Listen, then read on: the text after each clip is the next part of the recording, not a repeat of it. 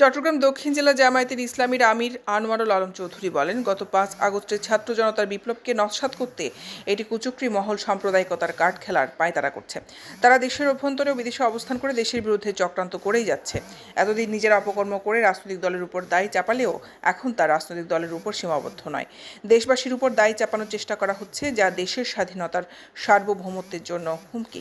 তাদের দেশ বিরোধী সিদ্ধান্তের ব্যাপারে সবাইকে সতর্ক থাকতে হবে।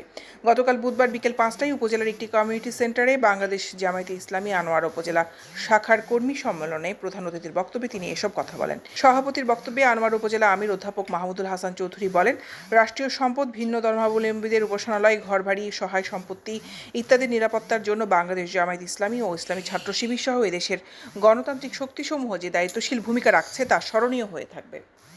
এ সময় জামায়াতের ইসলামী সেক্রেটারি আবুল হাসান খোকার সঞ্চালনায় অন্যান্যদের মধ্যে বক্তব্য রাখেন বীর মুক্তিযোদ্ধা মাস্টার আব্দুল গনি, মাওলানা মোহাম্মদ মহিউদ্দিন, আশরাফুদ্দিন চৌধুরী, মোহাম্মদ নাসির উদ্দিন শাহ, মাওলানা মাইনুদ্দিন ও মোহাম্মদ ফরিদ উদ্দিন। দৈনিক আজাদী নিউজ ডেস্ক।